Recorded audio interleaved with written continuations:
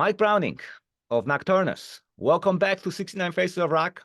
Now, today's interview will be a little bit different. We are here to talk about your time with Morbid Angel. And let's make something clear. Mike is not back in Morbid Angel in any way, but this is just a walk down the memory lane. Yep, I'll try to remember what I can. that was so many aeons ago. I know. Well, let's have some fun with this. So how did you first meet Trey? Well, I was in high school, and there was he came into high school. I was already in 12th grade, the last grade in high school. I was already a senior, and he came in about halfway through the school year as a new student. And there's a place that people used to go at and hang out, you know, like the musicians and the cool people would hang out in one spot, the preppy people would hang out in another, you know. So we had a little spot in my high school that people were, you know, that were like rock and rollers and metal people and stuff would hang out. Mm-hmm. So I met him there, and we started talking, and he was into, like, he was into, you know, he played guitar and I played drums, and I had been in the school band for a little while, but then I got a job, so I couldn't continue with the school band because you had to practice for like 2 hours a day after school, and I couldn't do that. I had to work. So anyway, so I met him, and we started talking about things, and he knew the Necronomicon, and I was a big fan of the Necronomicon, and he was more into the Dungeons and Dragons type stuff, the gaming and things like that, which I wasn't really that much into, but I knew about it. But I liked, you know, I had the Satanic Bible, I had, you know, the Necronomicon, a bunch of occult books, stuff like that, and he was into that same stuff. So we started talking and ended up putting a little band together that did mostly, it was pretty much all cover tunes, you know, and it was called Ice, and we did the school talent show. Wow. Yeah, that was like right before the end of the school year. So we had a little band going with another guitar player. I can't remember his. Gosh, it's so long ago. I can't hardly remember. There was a guy named Howard that was singing, and we were just doing like Judas Priest and Scorpions type stuff, you know, stuff like that. Angel Witch, those kind of things. But we also jammed a little bit on our own stuff. At that time, what kind of a musical understanding did you develop with Trey?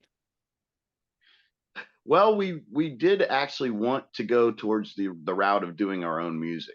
That was the thing, you know, to put a band together, and you know, you got to start somewhere. So back then, especially when you're 18 years old and he was 17, you know, you got to have a lot of people. There was a couple other musicians that I knew, and everybody was doing you know, cover tunes back then, Judas Priest, Iron Maiden, stuff like that. So relevant stuff at that time. Black Sabbath, you know, we started doing that kind of stuff first, and then it, you know, but the goal really was right from the beginning to have our own band with our own music. Did you spend time talking, making plans as to what kind of a band you're gonna be? Like, how did that develop? Yeah, we definitely did. We, you know, like since we both really liked the Necronomicon a lot, we wanted to center the band around that kind of stuff, like really weird chants and things like that. So that was really the beginning of it all. So it was interesting because it was so weird how it happened, you know, because for somebody to come into a school new, you know, that late in 11th grade, and I'm in 12th grade, and for us to be into the same thing, and he just happened to play guitar and I just happened to play drums, it was pretty neat. So it worked out pretty well. How did you go about playing drums and singing at that time? How did you develop that style? Well, we had a bass player named Dallas Ward, and he was singing. So he ended up going to jail, and we didn't have a vocalist, and that time we actually had Richard in the band as well, and Richard Brunell, and so, well, I met Richard at a party, and it was me and Trey and Dallas were just jamming by ourselves, and I met Richard at a party and said, hey, you know, we're looking for a second guitar player, because Trey was doing a lot of leads at the time, all the time, so we needed somebody to do some rhythms behind the leads. Sure. So I asked Richard if he would join, and he was like, "Yeah, you know." So we got Richard, and at one point, Richard and Dallas were both singing a couple of songs, and we were actually playing shows. We even played with the Massacre back then. Um, so we were playing a couple shows, and then Dallas. Well, the problem was Richard could not sing and play at the same time at all. Every time he would start to sing, he had to stop playing guitar and just sing. But it was all right because Trey was in the band, so we had a guitar player. But that was kind of like not the way to do things. Most guitar players just sing and play. But Dallas was good at both, so we were fine. But then he got arrested and put in jail for like a couple of years, and so we had to do something. So we tried a bunch of vocalists out, and nobody was understanding what we wanted. Yeah. It had to be a particular thing. We were all really into the Necronomicon and stuff like that, and we were into it for real. So we needed somebody, especially a front man, that was gonna take that to the next level. And we tried a lot of people out, and it just, at first we were trying to find somebody that maybe could do like King Diamond type stuff, but that didn't work right off the bat. So um, I knew the songs pretty well, and I knew the lyrics, and like when we were playing, I was always like kind of going along with the lyrics in my head, and I knew one of my bands that I liked a lot back then was Exciter. Oh yeah. And and Exciter had a singing drummer. And Correct. I was like, you know what? I could try that. I'm gonna try it. So I bought a headset mic, and I told Trey, let me try to sing, and he was fine with it. So I started singing because I already knew the lyrics in my head. And that for me to sing and play at the same time, that's a big thing. I need to, have the lyrics in my head already, because then I don't have to think about what I'm singing. I just sing Mm. and play. So it's a lot easier. So being I knew the music very well, I knew the lyrics pretty well. I just was like, I'm going to try it, and we did it, and it ended up working really well. So, and I started singing probably 6 months before we recorded Abominations of Desolation. Okay. Um, so the name Morbid Angel, where did that come from? I mean, you were Ice, and all of a sudden you're Morbid Angel. Well, actually, it changed a few times. It was Ice, and then that whole Ice thing kind of split up over the summer of '86. I mean '82. Actually, this is 1982. So yeah, so in 1982, Ice kind of broke up after the school year, and a couple of the guys just wanted to do, cover tunes. They weren't into what we were into, so it was just like me and Trey. So I kind of lost contact with Trey for a few months, and then that's when, during that time, he moved again. So when he moved again, we didn't. I mean, you didn't have cell phones, you didn't have the internet, so we kind of lost a lot of contact there for about 7 or 8 months during '82 and early '83, probably. And then he got a hold of me again, and he said, I got this bass player, and I got a singer, and we got a band, and we have this drummer, but he's like a lot older than us, and he's just not understanding what we want to do. And they were doing pretty much mostly originals at that point, and it was called Death Watch, and they had a singer. So I came out and joined the band like the first time I came out, and so we had a band called Death Watch, and this guy Charles was singing, and he sounded like the guy from Cyrith Ungle. Okay. He had this really raspy, kind of higher, weird voice. It sounded good though, and they were doing mostly songs, mostly originals, and it was a really based on Dungeons and Dragons kind of stuff. Not so much the Necronomicon when I came into the band again. I know me and Trey had talked about it, but we hadn't started actually working on that kind of stuff in Ice yet. We were just kind of jamming here and there with the instrumentals. We never really put lyrics to anything in Ice, except for, the cover tunes. Yeah, but not the originals. We were kind of messing around with, because it didn't last that long, the band. But anyway, they had a lot of songs already. when I joined. And so I started playing drums, and Chuck, or Charles, the singer, he he uh he got caught dealing cocaine and went to prison for like 10 years. Yeah. So again, that at that point, this is, before we had Richard Brunell in the band too, actually. So we're talking 1983 here. So Dallas, that's when we tried some other vocalists out, and that's when Dallas started singing. So Dallas was singing, and it was called Death Watch. And um, I think, I don't know for sure, but I know Chuck, he had something to do with the Death Watch name. So Trey kind of wanted to change the name of the band, and so he came up with Heretic. And so we were called Heretic for a little while. And at that point, it was just me and Trey and Dallas. And we never played any shows as Heretic, because pretty much we found out there was another band called Heretic already in California. and we were playing a lot of parties and things like that, though no actual gigs at that point. And the friend of Trey's said, man, your music sounds really morbid, because uh Morbid Tales had just came out, Hellhammer, Celtic Frost era stuff. And he said, man, your band sounds morbid, really morbid. And Trey came up with the name from that, Morbid Angel. That makes sense. Yeah. So yeah, when he said, Trey, man, your band sounds morbid, and Trey loved that for some reason, the sound of that, and he put Morbid and Angel together. So I mean, Morbid Angel is definitely his name. He came up with that. So like I said, we did that, and then we got Richard in the band and started playing some actual shows.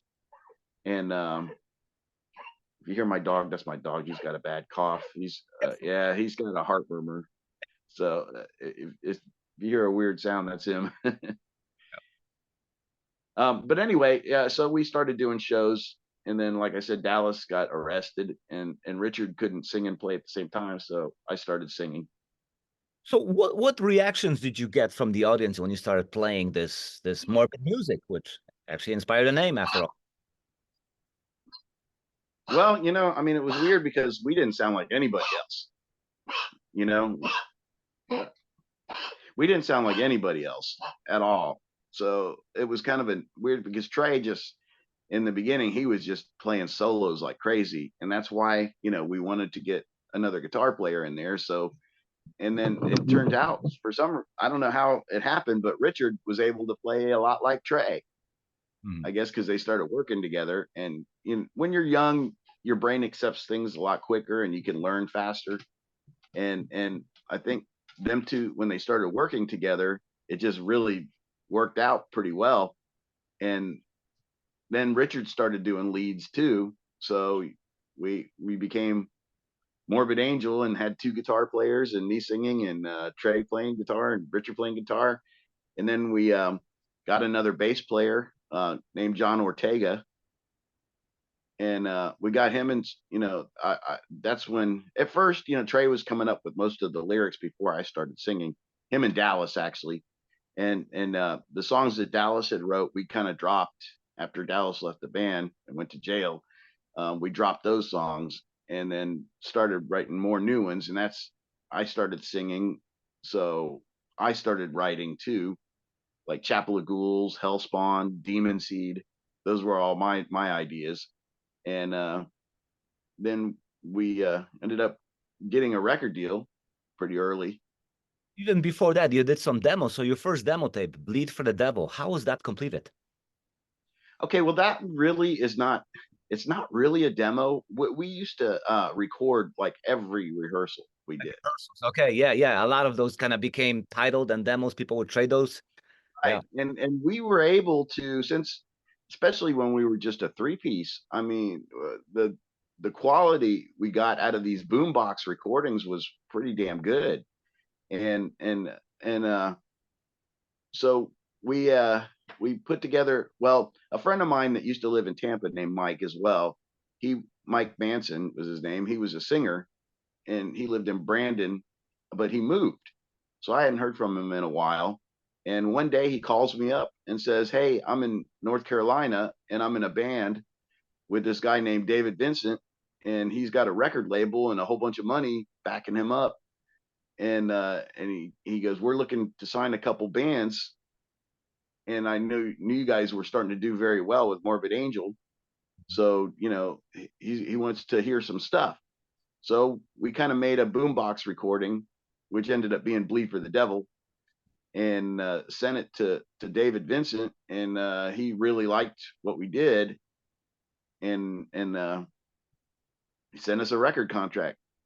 Well, there was also another tape that I heard about. It's something called Total Hideous Death. Was that also like a rehearsal?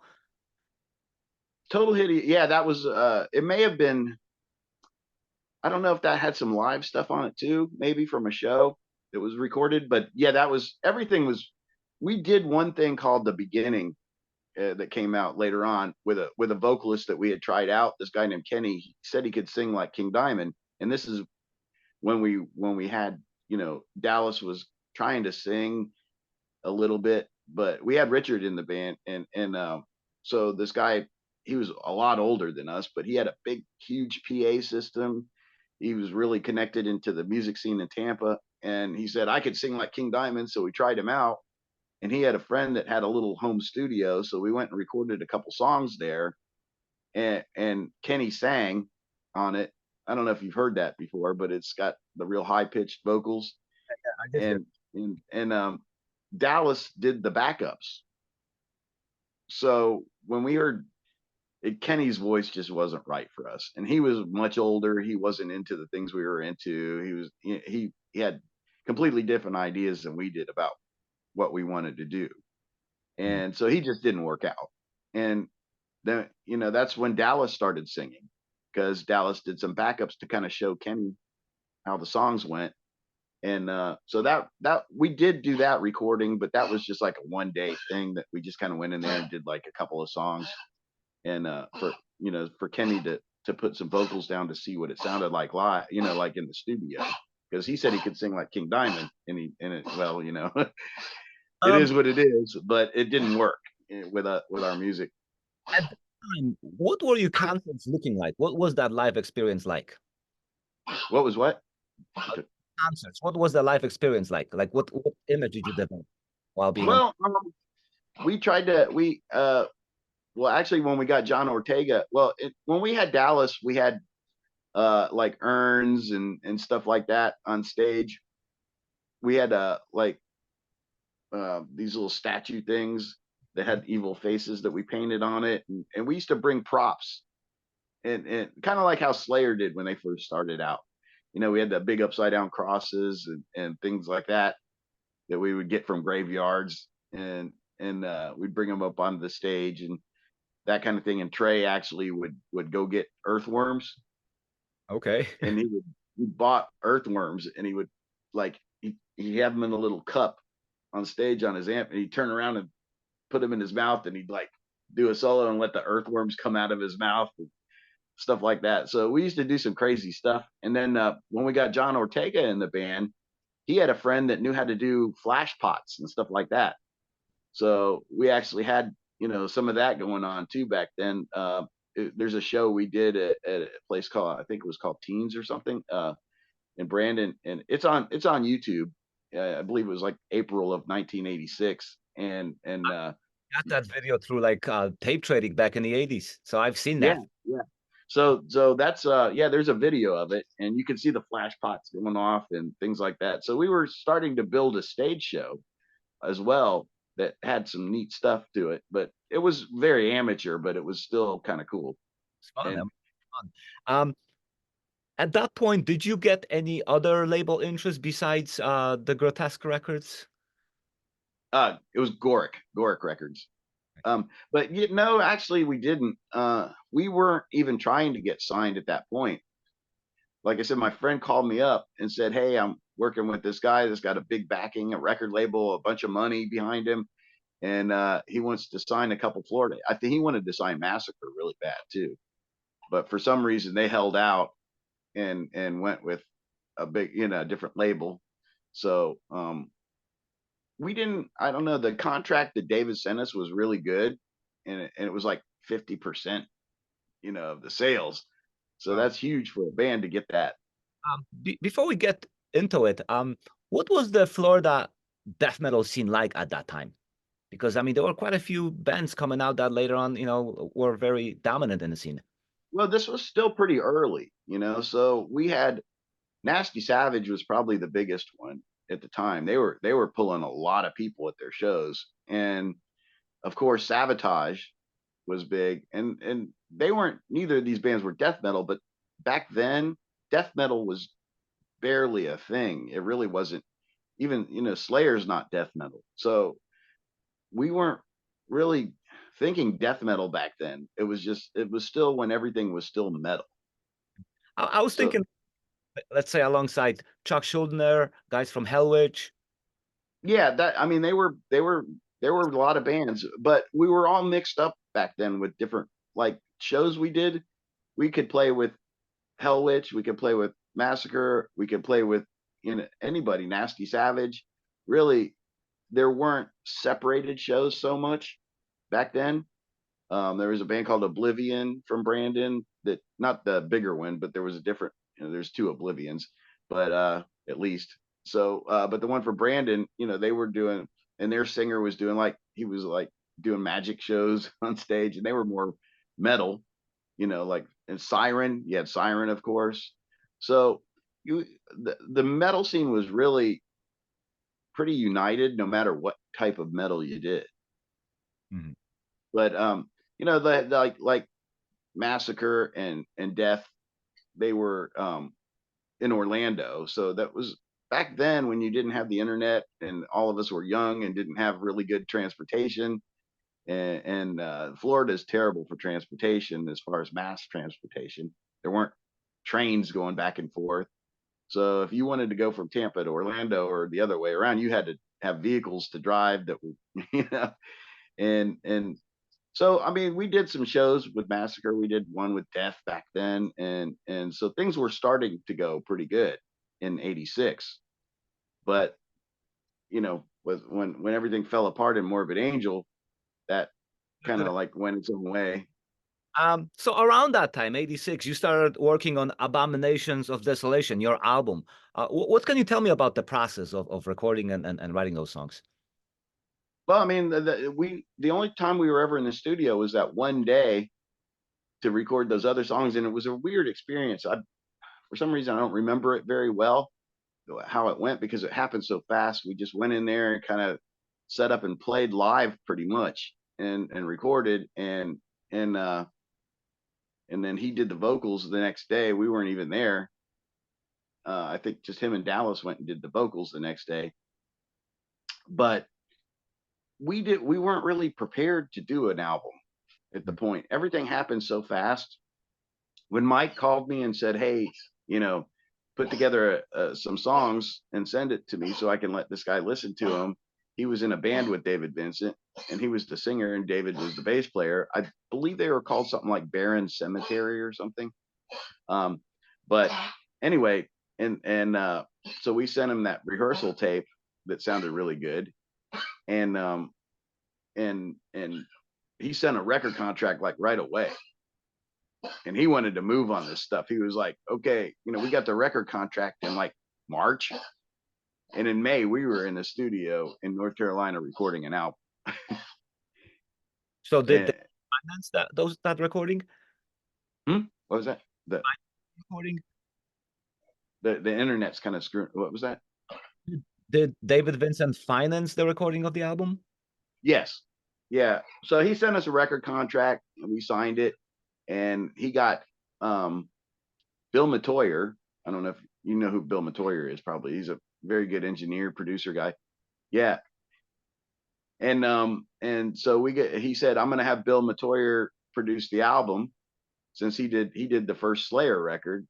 And so it was like, okay, this all this stuff was just starting to happen so fast. So we went to North Carolina. He rented us a Ryder truck. We threw our equipment in there. We didn't, I mean, I didn't even realize, but like the drum set I had was not really meant for recording. It had concert toms, so they had no bottom heads on them, and it's more of like a live drum set. But we weren't really we were not prepared to do an album, that's for sure. But you know, it is what it is. And we went there and recorded, in the studio was in Charlotte, North Carolina, and the guys that owned the studio were actually they were country. It was a country and western kind of studio, a country music studio, basically. So they had no clue what was going on with what we were doing. But luckily, Bill was there, and so we just kind of did it. You know, we recorded the music in in a couple of days, and then I think of over 4 or 5 days we recorded all the music and the vocals, everything. And then it came time to mix, and David all of a sudden out of the blue just says, "Okay, y'all are going home. I'm keeping Trey here by himself, and we're gonna mix the album with Bill because it's costing too much money to keep you guys here in a hotel and everything." I'm like, "But wait a minute, you know, I want to be here for the mix. I'm singing. I want stuff on my vocals. I want to experiment with all, you know, all this stuff." And he's like, "Nope, sorry, go home." Wow. So he sent, yeah, so he sent me and Richard and Johnny home back to Tampa, and kept Trey there for another week and mixed the album. And that's when everything just completely changed. Okay. Now, the album never saw the light of day when it was supposed to come out. So, what happened? I don't know what happened that week. I was not there in the studio, but when Trey came back, he was a completely different person. So I found out that David, his band, and he had Wayne Hartzell playing drums, the same one that played on the Thy Kingdom Come demo. Correct. Yeah. They had Mike singing, David was playing bass, and they had Skeletor from Hallows Eve was playing guitar in their band. So I have found out that Skeletor quit, and they were looking for a guitar player. So guess what David wanted? David wanted Trey to play guitar in his band. Okay. And he was like, I guess he told Trey, you know, quit Morbid Angel and come join my band, and we have this, we have that. You can live here for free. Yeah, we got all this backing money behind us, and all, and Trey didn't want to do that but he somehow convinced Trey that the bass playing on the album was horrible. He did not like John Ortega at all. So I thought maybe he wanted to join the band, but he didn't want to leave his band, I guess, at the time either. Mhm. So he told Trey that you got to fire John Ortega.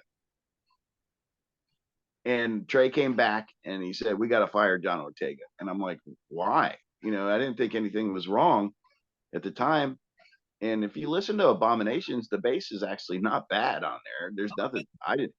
He was a guitar player playing bass, and you could tell that, but he was doing a lot of runs and really cool stuff, I thought, on there. And so something was up, I knew right off the bat. And David Vincent, for some reason, he suggested a guy named Sterling Scarborough, who lived in Atlanta. We didn't know him, but he also knew Skeletor very well, because Skeletor was from Atlanta.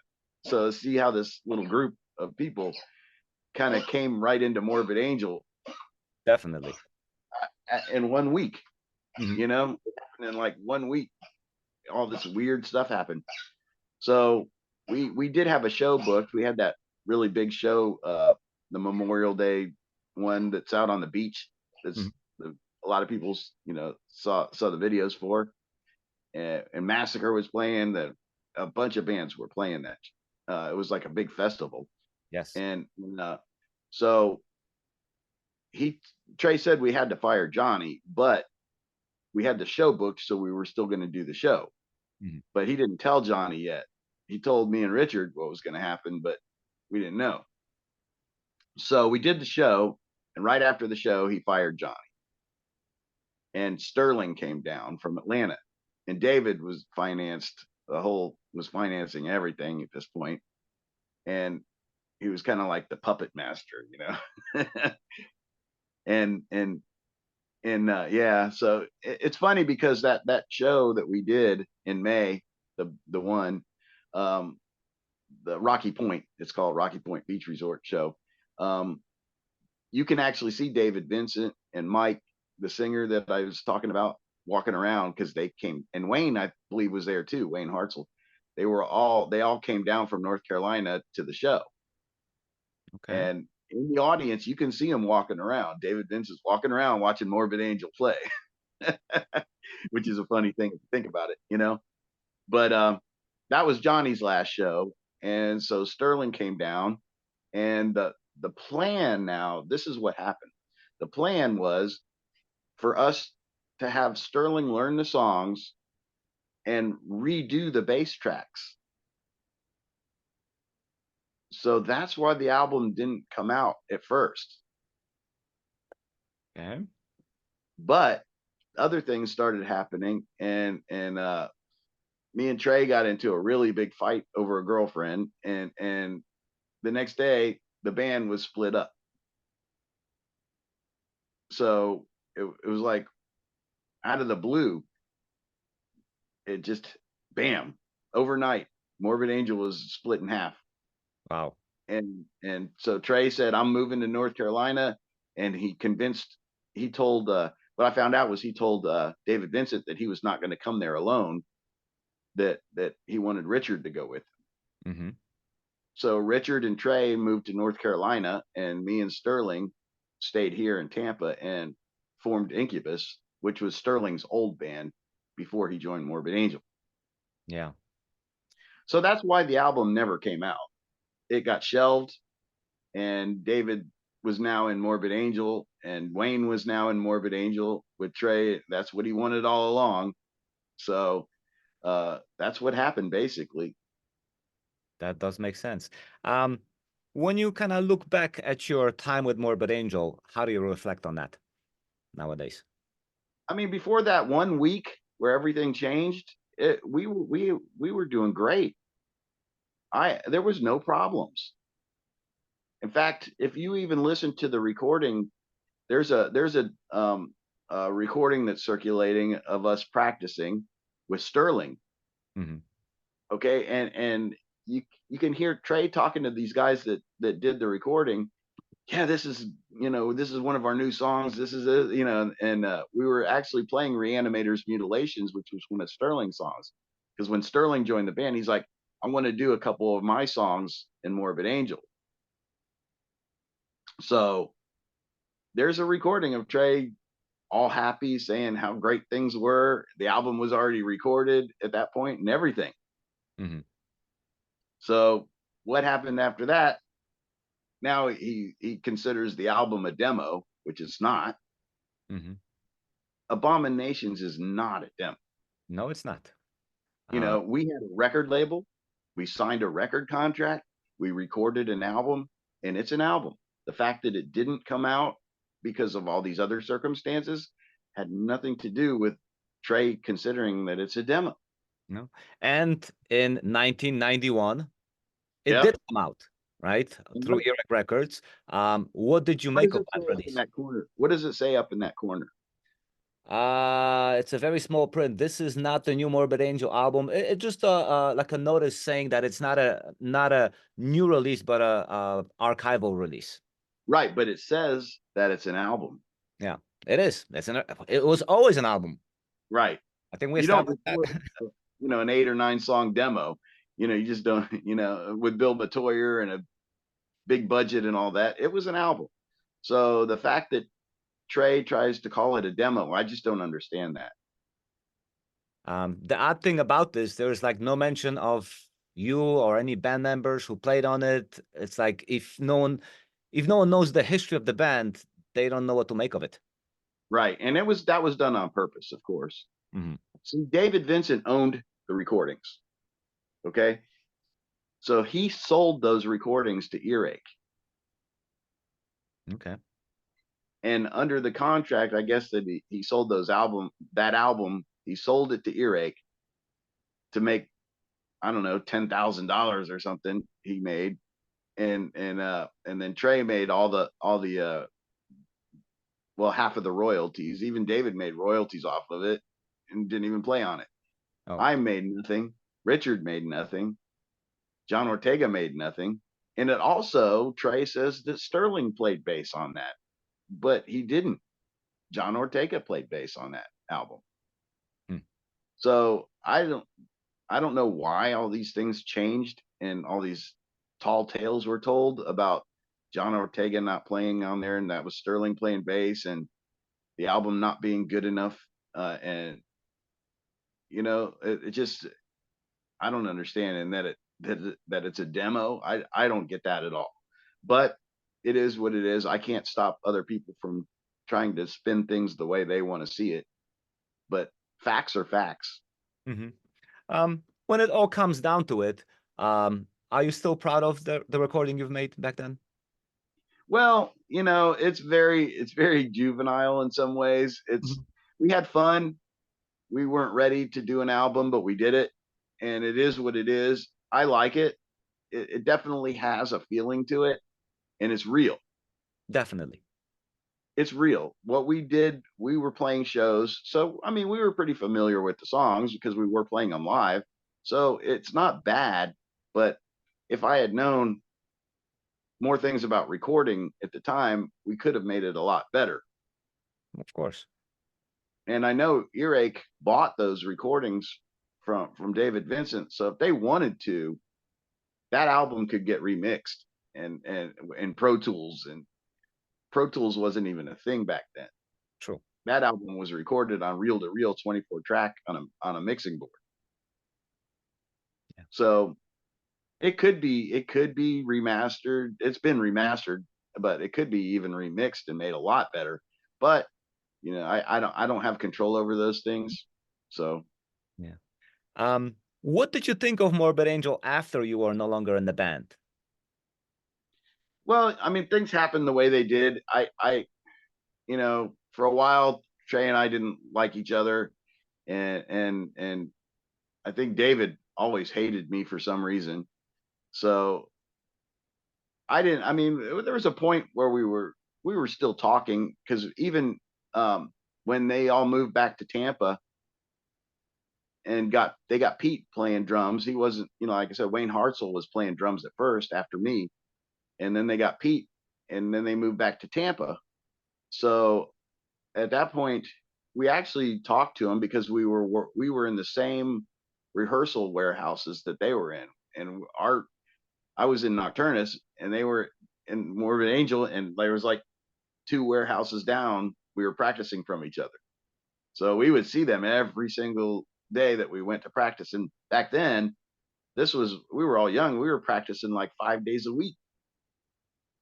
Yeah. So, and they were practicing like 7 days a week. And so, we saw them all the time, and we started talking. And Trey was talking a lot to Mike Davis at the time Hmm. back then. So things were kind of ample as far as that. Yeah. Is the communication better these days? Well, I mean, I still talk to Trey here and there. Hmm. We kind of talked again about maybe 4 or 5 years ago. We started talking quite a bit more, and so I still talk to him. I have his number. He Every once in a while he'll text me about something, and usually not band stuff or anything like that. But he'll just text me out of the blue like at 2 in the morning or something. you know. Yeah, but we still talk, so it's okay. I mean, that was a long time ago. Things happened. I don't, I don't really worry about it anymore because I've moved on and done a lot of things since then. Right. Yeah. Finally, in your opinion, how important was Morbid Angel to the underground and metal in general, and how important was it in your life? Well, for me, when I was in the band, it was everything. We did everything. We were friends. We hung out. We had a house together that we practiced at. Trey was the only one that didn't live there though, which was odd. Me and John Ortega and Richard had a house. We practiced there, and Trey was living with his mom still, and to this day he's still living with his mom. But he would come there for practicing. But we hung out a lot. Mhm. It was like our life, pretty much, the band. And so we did a lot of things. We, you know, worked on Necronomicon stuff, trying to do rituals from the book, things like that. We were real. The things we were into, that was our life. So that's my opinion. I thought everything was going great when all this happened, and in 1 week everything changed. So that's and it just got worse from there. So, with that. But I mean, and we had no idea back then that Morbid Angel was going to become what it did. And as much as the past before David Vincent was tried to be suppressed and from the public, it was easy to do that back then because you didn't have the internet. Yeah, correct. I didn't have a voice when all this happened. I didn't have a voice anywhere. Yeah. So there was no record label anymore. There was nothing. I had the fanzines, but when you did a fanzine back then, it was months till that fanzine actually ended up coming out. Oh, that's right. I did few of those, so Yeah, I know that of course. that route. Yeah, we all did stuff like that. So today something can happen today, and it's all over the world in the afternoon with the internet. Yeah. So something can happen to somebody in a band, and that afternoon everybody knows about it in the whole world. But back then it wasn't like that. So most people didn't even have a phone unless they had one in their house, and that was it. And to call Europe and things like that was so expensive back then. You couldn't do it. No, you couldn't. So things like that, everything was snail mail. So Yeah. everything took forever to circulate. I know I said finally, but I do have one more question. One of the band members, Richard Brunell, is no longer with us. What memories do you have of Richard? Richard, like I said, it was me that got Richard into the band. Mhm. I went to a party and he was there, and I knew he played guitar, and I knew he was like interested in all the kind of stuff we were into. So I said, "Hey, you want to try out for Morbid Angel?" And he's like, "Yeah." So me and him hung out a lot back then because Trey has always been kind of introverted, and that's just the type of person he is.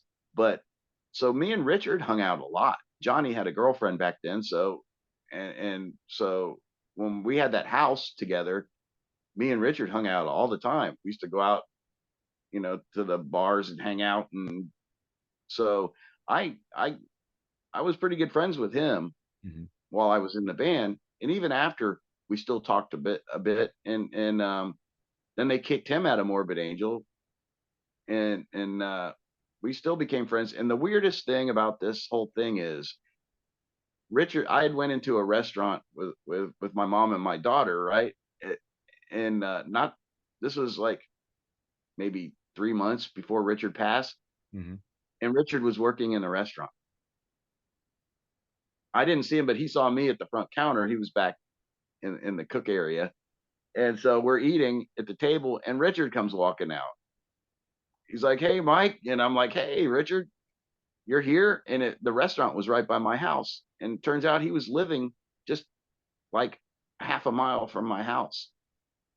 So we started talking again, and he was doing music again. And he asked me if I would play drums for him in his band. Mhm. And I was like, "Okay, I'll do it." So Richard and I were talking at that point, and we were talking about playing music again. And in the back of my mind, I thought, wow, what if I could get Richard and Trey and me back together again? So I was trying to get a meeting, like have Richard come over, and then a few times, and then have Trey come over. So I thought maybe one day we could start jamming again, even if it was just here at my house or something. Mhm. So I was kind of had a little idea of maybe, hey, if I start playing with Richard and doing, help him with his demo, his new band, maybe I could get Trey over one day and we could kind of mend things back up with everything. But I was talking to him. I remember it was his birthday, and then like I didn't hear from him for a week or two, and then next thing I know, he was found dead. That's very unfortunate. Yeah, and I still don't know what happened. Nobody will say anything about what happened. But Mm. I know Richard had a really bad drug problem, and when I was talking to him just weeks before he passed, he was actually telling me that he was doing really well. He wasn't drinking, he wasn't doing anything. He was just working. So I don't know if he fell off the wagon or what happened. I have no clue what happened.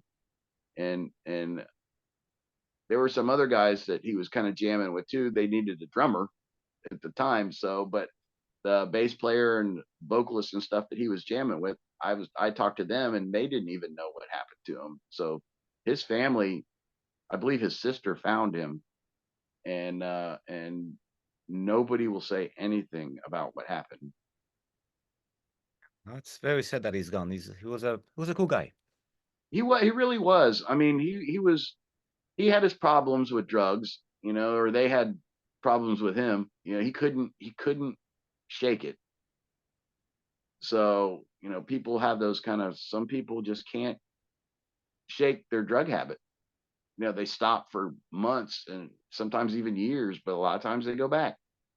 No, that's So, unfortunate. I mean, we lost a lot of great people because of that. yeah, for sure.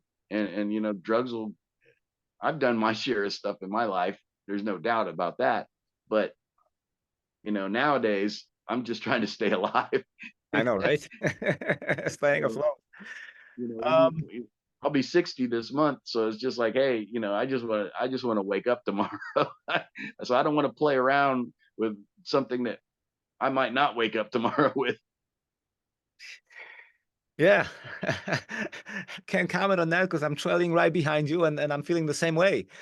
Yeah, Mike, thank you so much for speaking with me and giving me the insight into the life of Morbid Angel in the early days. Your recollections were absolutely awesome. A lot of great facts that I never knew before. And I think the audience who's going to be watching this, they'll be surprised to hear some of those things as well.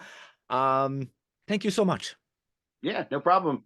We had a great interview last week or 2 weeks ago, and this one is just as well. So it really, I like having interviews where people ask me different things and not just, oh, what's the, what's what, so many people have the same questions, and I like when people kind of come up with a little bit more detailed stuff for me to talk about.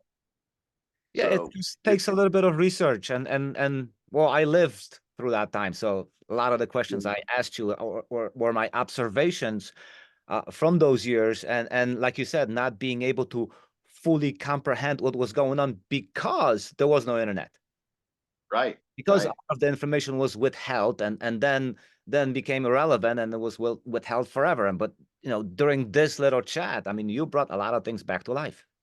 Yeah, well, the truth is the truth, and everything I said can be proved.